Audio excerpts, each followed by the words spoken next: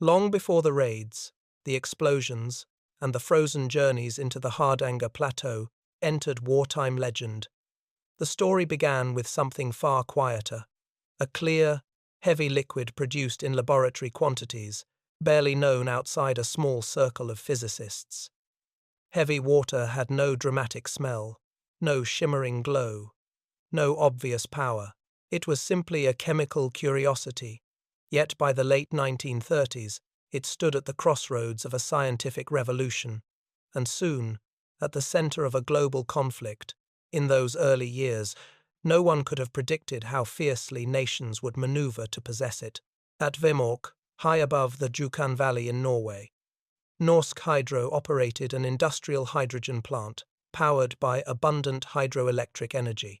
Its engineers had developed a cascade of electrolysis cells that, almost by accident, produced tiny but increasing amounts of heavy water. It was expensive, slow to make, and of limited commercial utility, but its rarity gave it a certain aura among physicists exploring nuclear chain reactions. They knew that if a reactor could be moderated properly, the atom's hidden potential, still theoretical, still unproven, might one day be unlocked. Heavy water was one of the substances that could make such moderation possible. In Paris, two scientists, Hans Halban and Lou Kowarski, closely followed these developments. Their research suggested that a controlled chain reaction might require only modest amounts of uranium if heavy water could slow neutrons efficiently. Their conclusions were speculative, but promising.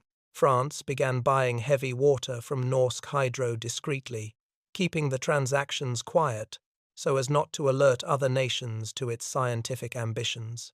These were still the years of peace, when diplomacy and research mingled uneasily. But the theoretical future hinted at a dangerous fork in the road. Germany noticed, as well. As nuclear physics expanded, German military intelligence and scientific advisors began tracking global purchases. Reports circulated in Berlin that France was acquiring disproportionate quantities of heavy water. While no one fully understood what a nuclear reactor would ultimately mean for warfare, the idea of being outpaced in a new field of physics was troubling. The theories of Heisenberg and his colleagues were being discussed in academic circles, and heavy water produced nowhere else in meaningful amounts quickly appeared on lists of strategic materials worth watching. Meanwhile, exiled Norwegian officials, British analysts, and scattered intelligence officers began examining the movements of barrels leaving Vemork. Nothing about the shipments was overtly suspicious, but the pattern was not random. Heavy water was heading primarily to France, and as tension mounted in Europe, questions quietly gathered around each transfer. No one involved yet predicted sabotage or military raids, but the feeling was unmistakable. This was no longer a simple industrial byproduct. Then came the collapse of the old order. On 9 April 1940, Germany invaded Norway. The sudden occupation placed Vemork and its electrolysis plant firmly under German control. Norsk Hydro's engineers found themselves answering to new authorities. Heavy water production, once a scientific sideline, became a strategic asset overseen by officers and technical inspectors. The Norwegians understood the implications immediately. What had been an abstract concern became a concrete threat. Germany now possessed the only industrial-scale producer of heavy water in Europe. France, meanwhile, scrambled to safeguard what it had already acquired. As its armies faltered, Halban and Kowarski evacuated their stocks, eventually transporting the barrels across the Channel to Britain. There, British scientists and intelligence officers reassessed the significance of heavy water, knowing that Germany now controlled the source. The barrels taken to the UK were studied, catalogued, and guarded. Symbolic proof that the Allies had at least part of the world's supply, yet the greater portion remained in the shadows of the Jukan Valley. Germany's occupation triggered a new phase. Reports began flowing from Norwegian exiles about tightened security, increased inspections, and German interest in expanding production. British scientific committees debated how essential heavy water might be to a functioning reactor. Some believed it was crucial, Others doubted its real utility, but no one could afford to assume the risk of inaction. Even if heavy water was only one piece of a larger puzzle, allowing Germany to accumulate it uncontested was politically and strategically impossible. As the months passed, Norwegian workers inside Vemork shared quiet observations with contacts outside the country. They described German officials touring the plant, evaluating the electrolysis cells, and requesting production figures. These reports travelled through clandestine channels to London, where they were compiled into assessments that always reached the same conclusion. Heavy water, previously an obscure scientific substance, had become a target worth monitoring and, if necessary, disrupting. British planners and Norwegian exiles began quietly sketching options. Any direct attack on the plant would be difficult, perhaps impossible, given the terrain and the fortified structures. Yet the alternative, letting Germany secure a monopoly on heavy water, was even harder to accept. The Allies could not know exactly what the German nuclear program hoped to achieve, but they understood enough to see the stakes rising with every passing month. By 1940, the heavy water story had transformed. It was no longer the tale of a laboratory curiosity. It was now a strategic resource held by an occupied country, studied by rival scientists, monitored by intelligence services, and coveted by a regime seeking technological advantage in a widening war. Every country involved sensed that something foundational was shifting, though none could see the full shape of what lay ahead. And so, as Germany tightened its grip around Norway and examined Vemork's output with growing ambition, one question spread through Allied intelligence circles. If Germany controlled the only industrial-scale heavy water plant in Europe, what would the Allies do to stop them from using it? The struggle to disrupt heavy water production did not begin with commandos crossing icy plateaus. It started in quieter rooms, carried by messages whispered in the dark, and by scientists who understood too well what Germany's new possession might mean. When Norway fell in 1940, a line of information began forming, fragile at first, improvised, but essential. It was built not out of weapons, but out of knowledge, memory, and the courage to pass details along before they were lost forever. Leif Tronstad was at the heart of this early effort. A chemist and engineer from Norsk Hydro, he fled Norway soon after the occupation, carrying with him an understanding of Vemork's inner workings that no Allied scientist could match. In London, he briefed British intelligence officers on the configuration of the electrolysis cells, estimated production capacities, and the importance the Germans might soon attach to the plant. These briefings were technical but vital. The Allies did not yet have the clarity to act, but Tronstad's insights provided the foundation for everything that followed. From his perspective, the danger was not hypothetical. He knew the plant intimately, and he knew what could happen if Germany ever managed to scale up production. Inside Norway, others were beginning to map the problem from the ground. Railway workers observed unexplained movements of German officers. Clerks in local offices noticed new inspection routines. Even small details, lighting changes, guard rotations, tool deliveries gained sudden importance. Piece by piece, these observations created a mosaic, showing how seriously Germany regarded Vemork and how urgently Allied planners needed accurate intelligence. For the British, this was not merely an industrial site. It was a potential fulcrum in a scientific race whose rules were still being written. As tension grew, the British Special Operations Executive, the SOE, began considering how to insert a sabotage team into Norway. These preliminary efforts were ambitious, but vulnerable. In late 1942, Operation Freshman attempted to deliver British engineers by glider to the Hardanger Plateau. The mission depended on immense precision. Tow aircraft, gliders, and fragile landing zones all had to align perfectly under winter conditions. Instead, the operation unraveled almost immediately. Storms scattered the aircraft, 2 gliders crashed, survivors were captured, and many were later killed under German regulations that targeted commandos. News of this disaster reached London with devastating clarity. The technical challenge of reaching Vemork had been underestimated, and the cost had been paid in lives. The impact of freshmen rippled through Allied planning. It revealed the depth of German control around the plant and the difficulty of insertion without local support. It also showed the limitations of sending unacclimatized foreign soldiers into a landscape that demanded experience, endurance, and intimate familiarity. British officers understood now that any successful operation would require Norwegian expertise. Without men who knew the plateau, the valleys, and the rhythms of life under occupation, no team could navigate the terrain or the Germans guarding it. Meanwhile, local resistance groups were becoming more organized. What began as scattered acts of defiance grew into a coordinated intelligence network. They built radio links, hid transmitters in barns or remote huts, and used coded phrases to relay updates about the plant. These messages traveled slowly and at great risk. German counterintelligence hunted radio operators relentlessly, yet the networks persevered, believing that every small detail, every patrol pattern, every shipment of supplies, every rumor overheard in a local cafe helped the Allies sharpen their picture of the plant. In London, these fragments were collected, compared, and evaluated. The Allies were not simply looking for tactical information. They were trying to understand whether the German program was gaining momentum.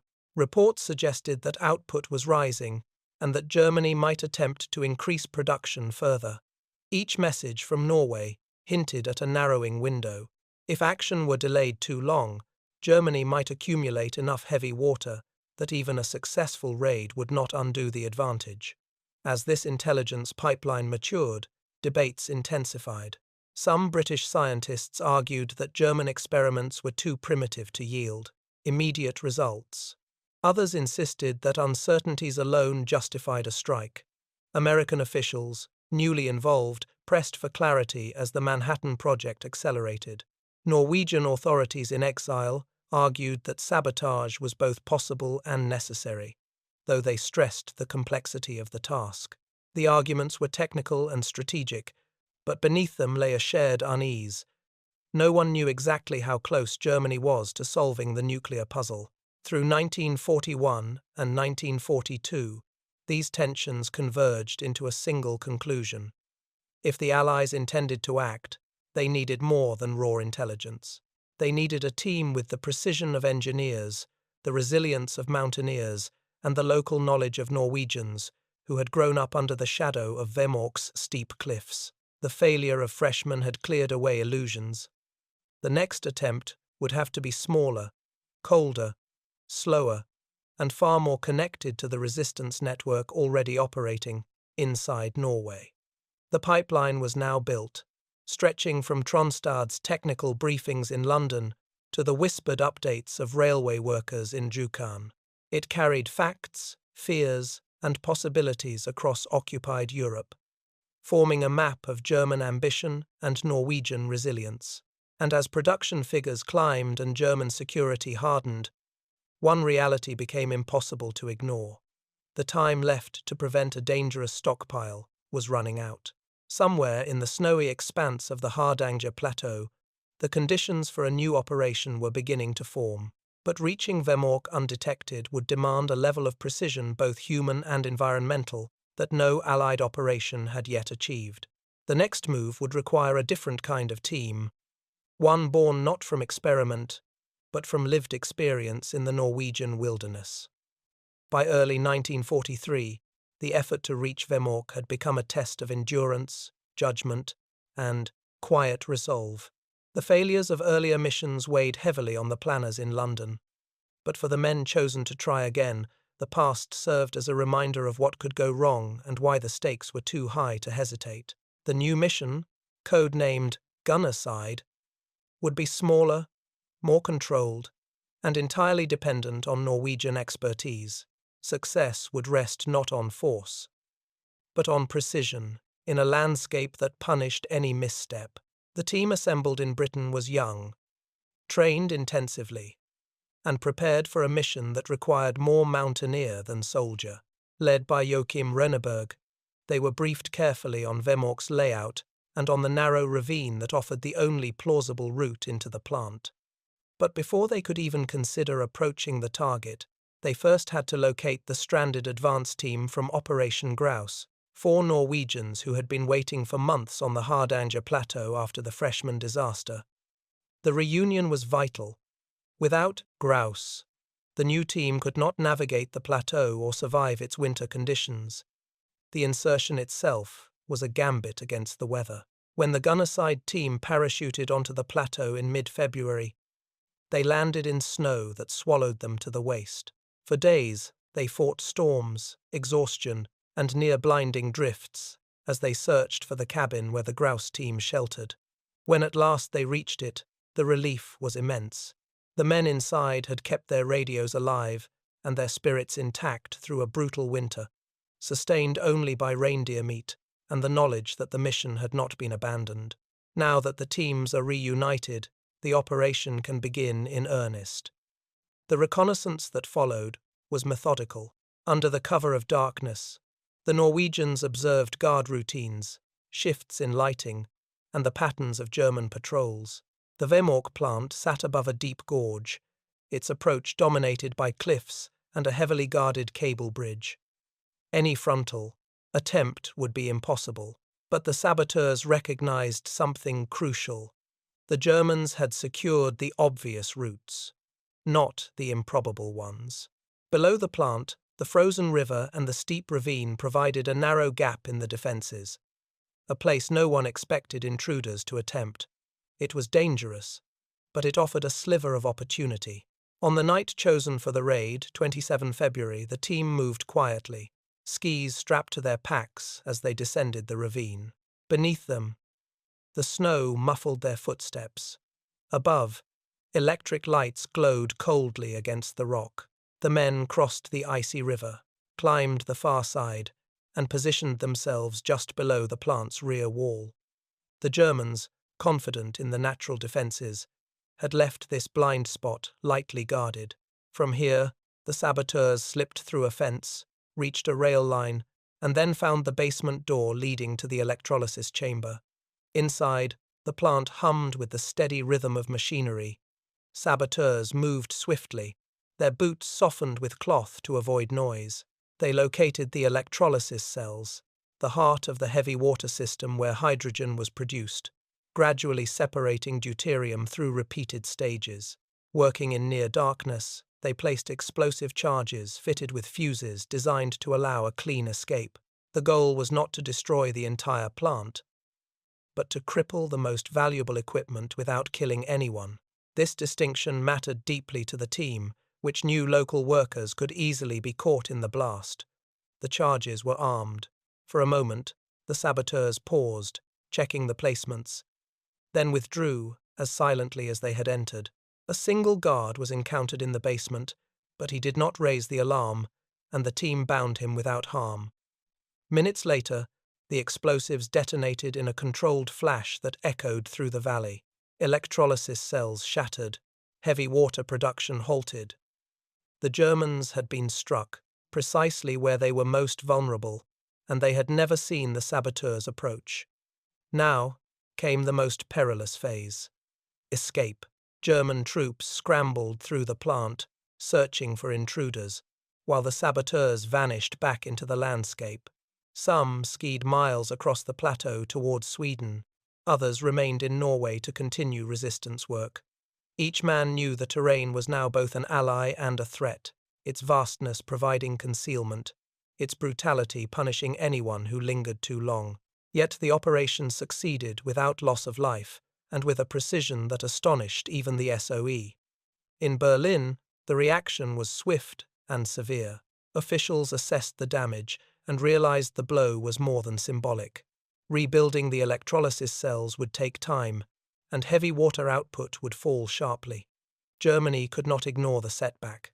And so, as engineers began repairs, officials prepared to tighten security around Vemork by deploying new patrols, floodlights, and other defensive measures. They would not allow another team to approach without being seen. But heavy water production was not finished. Not yet. The Germans still had barrels stored on site, and repairs could restore partial functionality if left uninterrupted. The saboteurs had struck a decisive blow, but the broader network remained intact, and the Germans were determined to preserve what remained. For the Allies, the question now shifted from sabotage to strategy. The electrolysis cells lay in ruins, but the Germans were already planning their next move, and as new intelligence arrived from Norway, one reality became impossible to ignore. Germany intended to move the surviving barrels out of Vemork. The fight, once focused on the plant itself, was about to shift onto the transport routes that carried heavy water through occupied Norway. The explosion at Vemork echoed far beyond the Jukan Valley. In the hours that followed, German officers scrambled through the damaged rooms, inspecting the twisted remnants of the electrolysis cells. Thick pipes lay ruptured, fittings scattered across the floor, and the heart of the heavy water system lay silent. For a moment, the sabotage seemed to have achieved what the Allies had hoped, a decisive interruption. But within days, German engineers were already drafting plans to rebuild. They understood the value of what had been struck, and they were determined not to let it die on a basement floor. Reports from the plant travelled quickly up the German chain of command. The discussions in Berlin were tense and urgent. Heavy water was still a theoretical asset, not a proven one, but the mere possibility of losing it was unacceptable. Moreover, the raid embarrassed the occupation authorities, revealing vulnerabilities in a facility they believed was secure. Orders were issued to restore partial production as quickly as possible. Even if the output could not match earlier levels, every kilogram mattered. Heavy water was scarce, and the Germans could not afford to abandon what remained. At Vemork, the response was immediate and methodical. New guards arrived, the ravine was lit with stronger lamps, and patrols were doubled.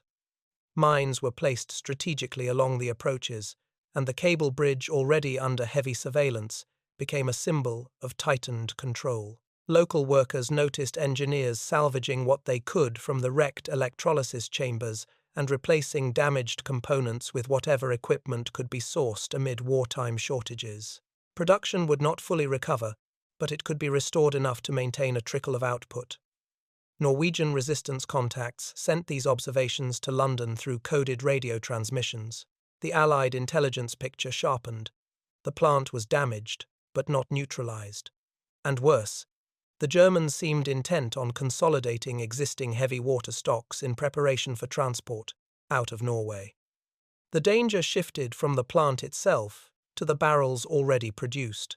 If those barrels reached Germany, analysts argued, they might support reactor experiments that remained poorly understood but strategically worrying. In London, the discussions grew more urgent. British planners reassessed the risks, weighing new sabotage against alternative methods.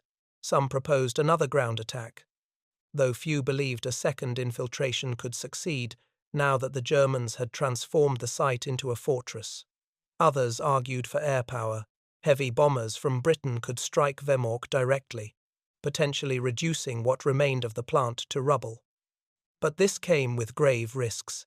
The plant was near civilian housing, and Norwegian workers were essential to its operation. Any bombing would likely kill those the Allies hoped to liberate. The debate widened across Allied circles.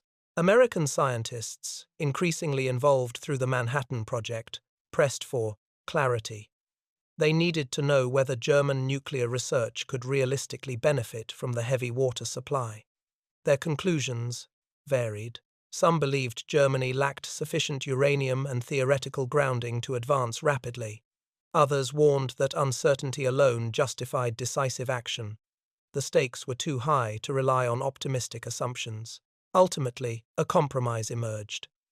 Air power would be used to cripple broader operations rather than target the electrolysis chambers alone. In November 1943, Allied bombers targeted the Vemork plant and surrounding areas. The raid damaged buildings, power lines, and equipment, and it forced the plant into a temporary shutdown. But the results were mixed. While significant infrastructure was hit, the stored heavy water barrels remained intact, sheltered deep within the facility or dispersed along transport routes. The explosives of Gunnerside had delivered a precise blow. The bombing delivered a blunt one. From the ground, Norwegian observers reported that while the plant's operational capacity had been further weakened, Germany's intentions had not changed. The occupation authorities were already planning to evacuate the remaining barrels by moving them along the Jukan-Notodden transport route. The bombing had confirmed their fears. The plant was now too exposed. If they wished to protect what remained, they needed to remove the heavy water from Norway entirely. The resistance listened closely to German conversations, observed changes in guard schedules, and tracked the arrival of new transport documents. A pattern emerged. German officials were inspecting the railway lines more frequently. Additional security was placed along the cable railway, and workers overheard mentions of shipping schedules that did not match ordinary industrial traffic. All of this pointed in one direction. The barrels would not remain in Vemork much longer. For the Allies, the German decision to move the heavy water changed everything. A static target, however difficult, could be studied and approached with careful planning, but moving barrels across railways, onto ferries, and into trucks created a shifting chain of vulnerabilities. Somewhere along that chain, a decisive strike might still be possible. Yet it would also mean confronting a new dilemma. Any attempt on a transport route would inevitably place civilians in harm's way. The ethics of such an operation weighed heavily on the resistance fighters who would need to carry it out. The sabotage at Vemork had been precise, limited, and orchestrated to avoid loss of life. The next step would not be so simple. As the Germans prepared to relocate the barrels, the stakes of the heavy water struggle shifted once more from the frozen plateau to the transport arteries of Norway. And on those lines, every decision carried consequences far beyond the barrels themselves. By early 1944, the Germans understood that Vemork could no longer be trusted as a secure depot. The sabotage in February and the bombing in November had shown how vulnerable the plant had become. If the remaining barrels of heavy water were to have any future value, they had to be moved quietly, quickly, and far from Norwegian eyes. And so, a new plan took shape, one that relied not on fortified walls, but on the mundane rhythm of transport: cable cars, railway wagons, and a single ferry making its daily crossing over the deep waters of Lake Tinn. The ferry, SF Hydro, was an ordinary passenger and cargo vessel. It carried workers, families, and local goods across the lake between Mal and Tinneset, linking the railway from Jukan to the wider Norwegian network. Nothing about the ship suggested it held strategic significance. But once German officials approved the evacuation plan, Hydro became the most sensitive point in the heavy water chain. The barrels, secured in crates, would be brought down from Vemork by cable railway, transferred to freight cars, and then rolled onto the ferry for the crossing. From there, they would continue eastward, eventually toward Oslo, and then to Germany. The resistance learned of this plan slowly and with difficulty. Fragments came from railway workers who noticed unusual cargo schedules, from clerks who saw urgent transport orders marked with German seals, and from discreet surveillance at the loading docks. Each detail was passed along through radio channels to the network in Oslo and then to London. When the full picture emerged, the implications were unmistakable. This was the last opportunity to stop the remaining heavy water from leaving Norway. But stopping it would require a decision more painful than anything the saboteurs had faced. The ferry carried civilians every day, locals who depended on the crossing for work, supplies, or family visits. Any sabotage would risk their lives. For resistance fighters who had gone to great lengths during the Gunnerside operation to avoid harming workers at Vemork, the idea of attacking a civilian vessel felt morally unbearable. Yet if the barrels made it to Germany, the consequences could stretch far beyond the fjords of Telemark. Knut Hauklid, one of the veterans of earlier operations, wrestled deeply with the dilemma. He and his colleagues debated whether they could sabotage the railway instead, or disable the barrels without endangering the passengers. But German security along the tracks had grown too tight, and the barrels were too well disguised among ordinary cargo. The ferry remained the only viable point where the Germans' plan could be intercepted without exposure. And so, after a difficult consultation, the decision was made. The barrels must not reach Germany, even if the operation carried a terrible risk. Haukelid travelled to Jukan to study the ferry's structure and routine. He explored the loading area, the lower deck, and the compartments where cargo wagons were secured. What he saw confirmed both the opportunity and the danger. The ship was old but sturdy. Its hull descended into the cold, deep water of Lake Tin water, so deep it would never yield its secrets easily. If the ferry sank, the barrels would vanish into the blackness more than 400 meters below. They would be unrecoverable for any useful purpose. Working at night, Haukelid and another saboteur crept aboard Hydro as it lay docked. They carried explosives fitted with a delayed fuse long enough to allow the saboteurs to escape, but precise enough to trigger the detonation mid-crossing. They placed the charge beneath the car deck, close to the keel, where the blast would compromise the ship's integrity but not create an immediate surface explosion. The aim was to let the ferry take on water gradually until it slipped under. A sudden blast might kill everyone on board. A slower sinking, they hoped, would allow at least some to escape. On the morning of 20 February 1944, the ferry cast off on what appeared to be an ordinary crossing. German guards watched over the cargo wagons, unaware that a calculated sabotage lay ticking beneath their feet. Families and workers travelled with them, bundled against the cold, some heading toward Tinnerset for errands or errands returned. The lake was calm as Hydro pushed across the water, steam drifting behind it in the weak winter light. Midway through the journey, the explosion ruptured the hull. The ship shuddered, then began to list. The cold water rushed inward, accelerating the descent. Panic spread across the deck as passengers scrambled for the lifeboats. Some managed to leap clear or cling to floating debris. Others, trapped below or unable to swim, were lost. The ferry sank swiftly, carrying the heavy water barrels with it into the depths. The cold swallowed them whole. The German plan had been broken, but at a human cost the saboteurs had feared and tried desperately to minimize. In the days that followed, German investigators arrived at the lakeshore, puzzled and angry. The sinking appeared accidental at first glance, perhaps a boiler failure or structural weakness, but rumors circulated quickly.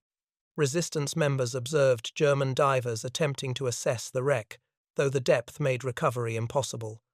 The barrels were gone, irretrievable. News of civilian casualties weighed heavily on the resistance.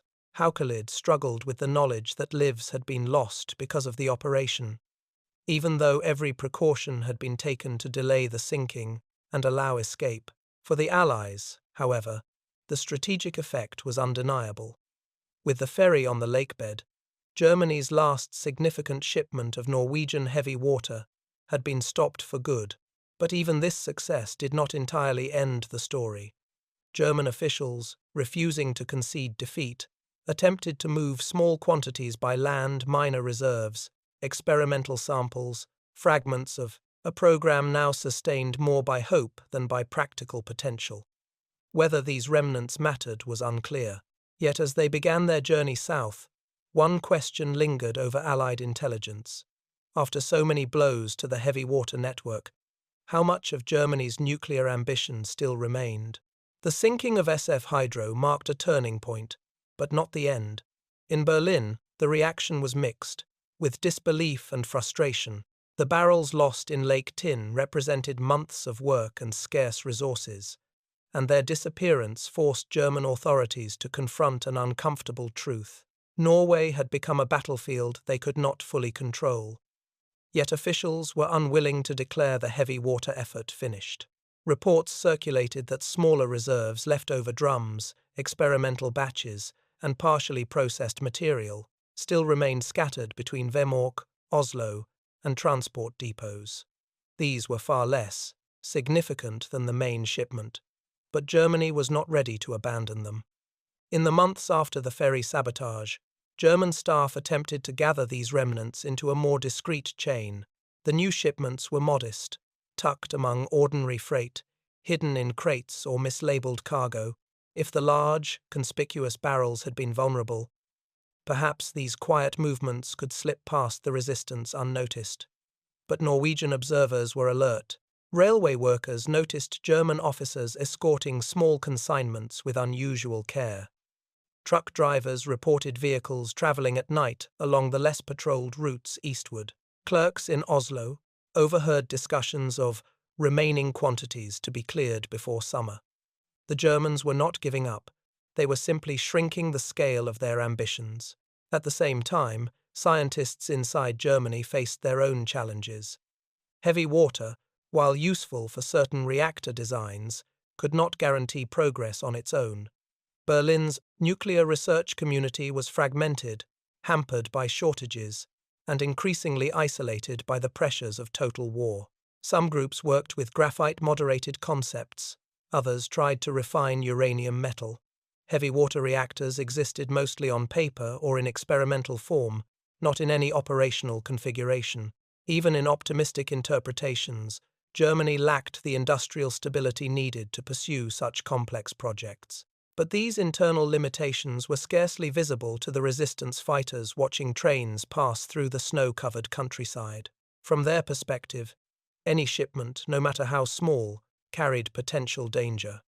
Throughout 1944, the war's momentum shifted decisively against Germany. Allied forces advanced through France, the Eastern Front pressed westward, and supply networks across Europe began to fracture. These changes affected the German nuclear effort as well. Factories essential to the production of specialized alloys were bombed. Transportation routes grew congested or unsafe. Laboratories faced shortages of personnel as scientists were drafted into military service. Even the smaller heavy water shipments moving out of Norway encountered difficulties. Some trains were delayed, others were rerouted. Some arrived with missing crates. Whether through resistance action or wartime disruption, the path to Germany grew narrower with each passing month. Inside Norway, the resistance increasingly focused on broader efforts: intelligence reporting, sabotage of communications and rail, and support for Allied plans anticipating liberation. Heavy water no longer dominated their priorities in the way it had a year earlier. The major threat had passed with the sinking of Hydro. What remained were fragments important to Germany, perhaps, but unlikely to alter the strategic balance. Still, the resistance continued to track the small shipments when possible. Every report sent southward added another layer to the Allied understanding of the German program's diminishing scope. In London and Washington, intelligence analysts carefully reviewed these updates. By autumn 1944, their assessments grew more confident. Germany was unlikely to achieve a functioning reactor of military significance. The quantities of heavy water still reaching German labs were too small to sustain large-scale experiments. The sabotage at Vemork had crippled production. The bombing had further weakened the plant, and the Ferry sinking had eliminated the core stockpile. What remained were technical trials, limited by shortages of uranium, equipment, and time. Even the scientists involved, Heisenberg among them, worked under conditions that made sustained research nearly impossible. But while Allied confidence grew, they understood that war rarely ends neatly. As German forces retreated, they transported research equipment, documents, and small supplies to various strongholds. A few shipments of heavy water made it into southern Germany. Some were stored in makeshift depots. Others were sent to laboratories struggling to maintain operations amid collapsing infrastructure. These movements were small and scattered, yet they kept the question alive. What exactly would the Allies find when they finally reached these sites? By early 1945, the German nuclear project was faltering under pressures far greater than resistance sabotage. Cities were bombed, routes severed, resources depleted. The last shipments carried more symbolic weight than scientific promise. And still, they moved escorted by soldiers, who no longer believed the material inside the crates could win a war, but who followed orders because the structure of the state demanded it. As spring approached, Allied armies drew closer to the German research centers. The scientists who had once debated theoretical reactor models now worked under the shadow of imminent defeat. Their experiments remained incomplete, their equipment unreliable, their environment unstable. Whatever ambitions Germany had once held for nuclear research had dwindled to scattered efforts across a crumbling landscape. Yet, for the Allies, one final mystery lingered.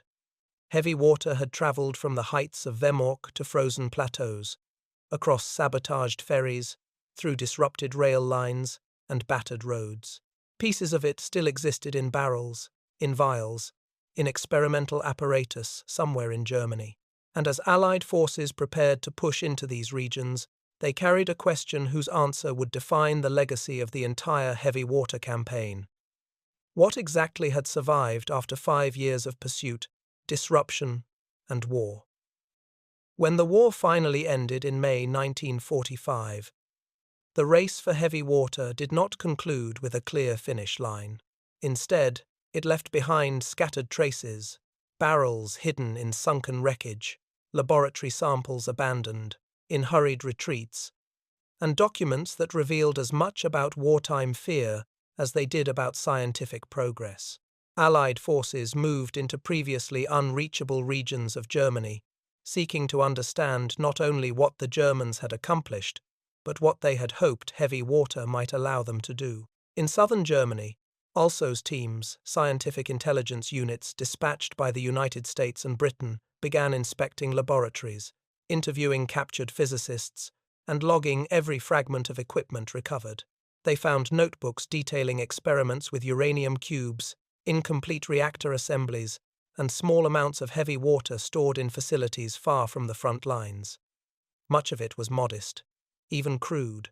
The materials suggested a program that had pursued multiple reactor designs at once, fragmenting its efforts instead of consolidating them. The scientists themselves admitted the constraints they had faced: war shortages, competing priorities, and lack of sustained investment. Heavy water had been valuable, but the quantities they possessed after the Norway operations were too small to support any major breakthrough. To the ALSO's investigators, the conclusion became increasingly evident. The heavy water sabotage in Norway had not merely slowed the German program, it had deprived it of the chance to gather enough moderator for a functioning full-scale reactor. Combined with Germany's internal disorganization and resource limitations, the loss forced the program into narrower, less promising paths. The remaining heavy water found in Germany amounted to laboratory stock, not strategic reserves. Reports drafted in the months after surrender noted that while German scientists had explored theoretical nuclear concepts, their progress by 1945 remained far behind what the Allies had achieved. Back in Norway, attention turned to the wreck of SF Hydro, now resting at the bottom of Lake Tinn. As divers explored what little they could reach, they confirmed the bulk of the heavy water barrels had indeed sunk to extreme depth, effectively sealing them off from any future use.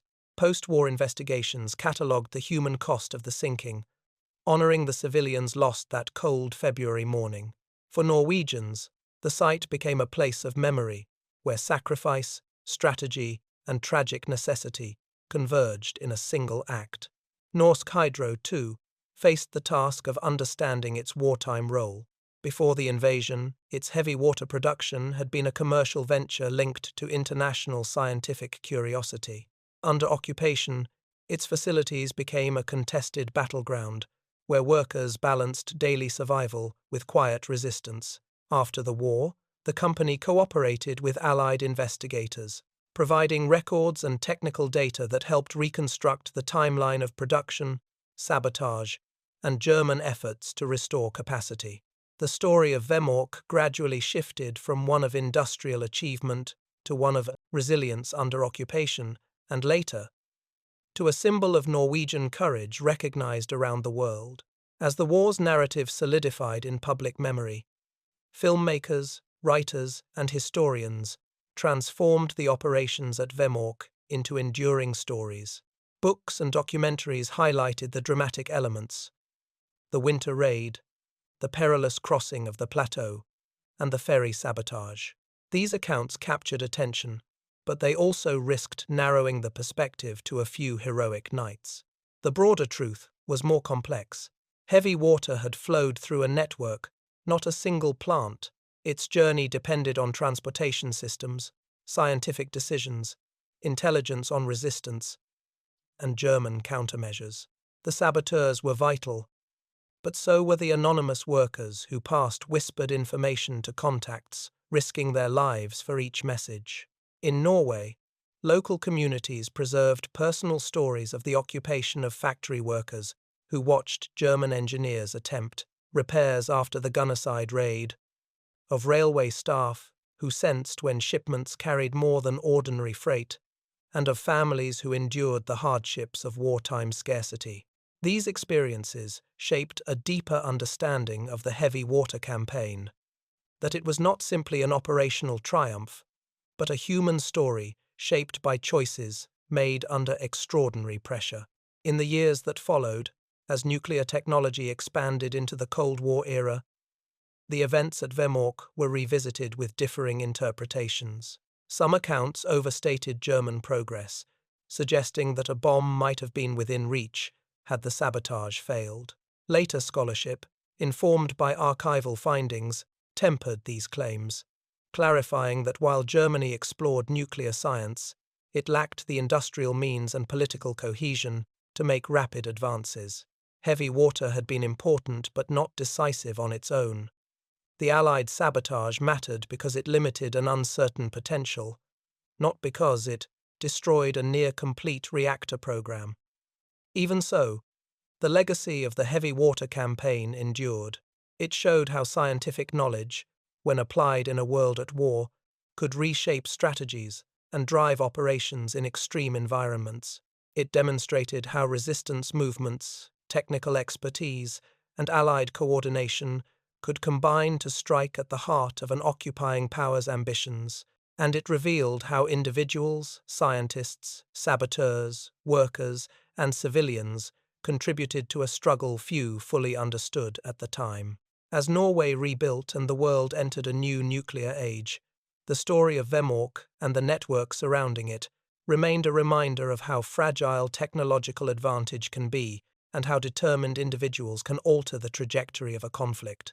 The battles fought in snowstorms, in ferry holds, and in dimly lit control rooms across Norway had shaped a wider narrative, one in which small decisions, precise actions, and quiet resistance became part of a global turning point. Yet one question lingered even as the documents were archived and the stories retold. How many other networks, hidden in the machinery of wartime industry, had shaped the conflict in ways few ever saw? The heavy water trail, from laboratories to plateaus to lake beds, had shown that what lies beneath the surface often carries consequences far beyond the places where it first emerges. Stay with this channel as we uncover more hidden battles, forgotten networks, and the quiet decisions that shaped the course of World War II. If you found this story compelling, remember to like, comment, and subscribe for more history brought to life.